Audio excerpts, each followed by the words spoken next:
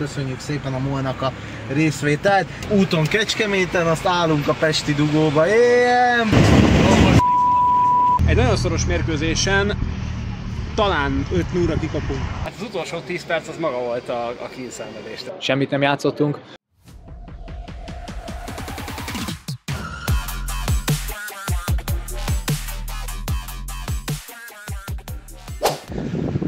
Szia Zsolti! Hova érkeztünk meg? Nem nyilatkozom. Nekem nem is. Figyelj, egyébként amúgy nem a Kecskemét-Fidi meccsre megyünk? Ja, amúgy.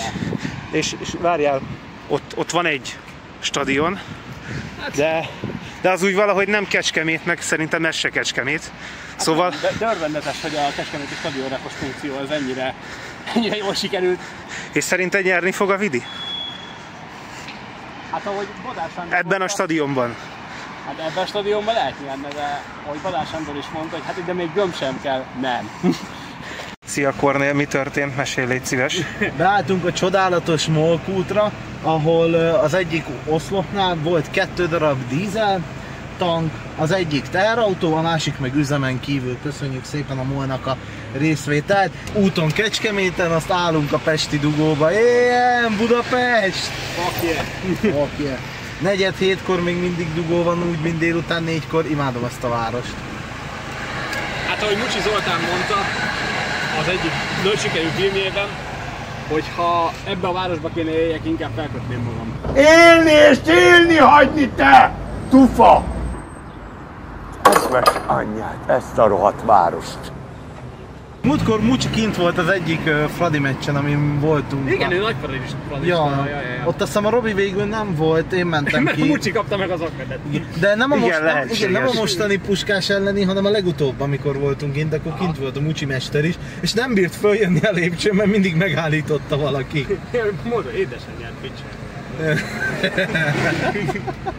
Ez úgy lenne vicces, amúgy, hogy be lennék mikrofonoznom, mert szerintem itt a dugóban kurvára nem lehet hallani semmit.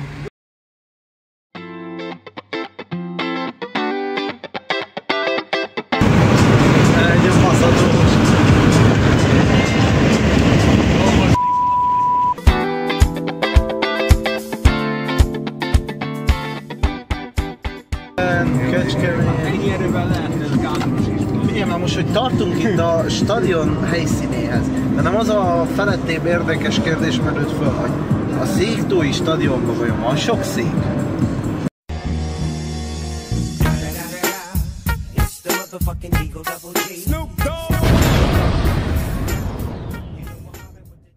Nem, én bennem az, hogy... De most egy Pompkutya paródiát próbálsz csinálni egyébként? Nekem az jutott eszembe, hogy és akkor tó is van, ugye, szék.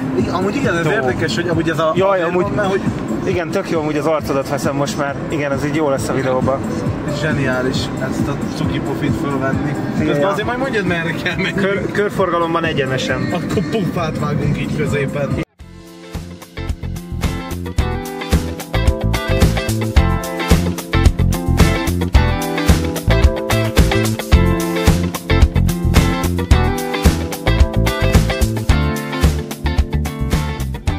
Na srácok, valami meccs előtti gondolat? Szerintem egy nagyon szoros mérkőzésen talán 5-0-ra kikapunk. Köszönjük, Robi, a biztatást! Igazán nincs mit. 5-0-ás vereség. Talán behúzzuk 1-0-ra, én azt mondom. De Zsolti, tudod mi az érdekes az egészben? Hogy mondja ezt az 5-0-t, de előbb azért az RBD-sek előtt ilyet véletlenül nem mert volna mondani. Nem baj, az jó az.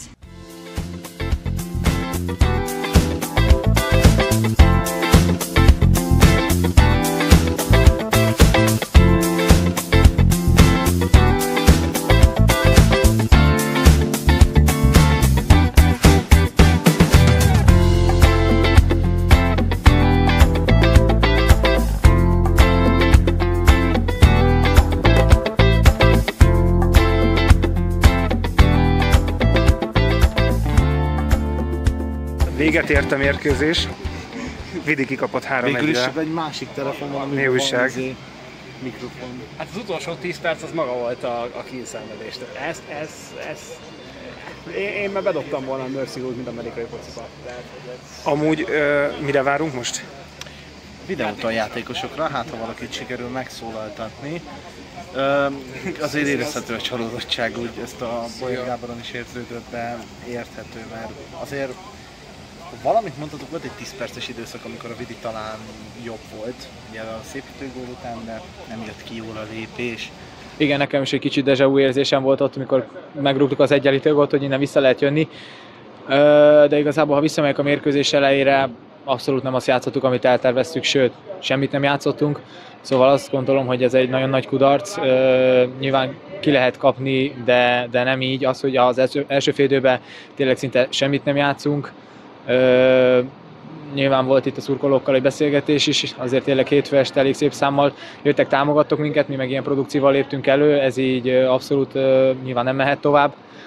El kell kezdeni gyűjteni a győzelmeket, de mint említettem, ilyennek még egyszer nem szabad előfordulnia.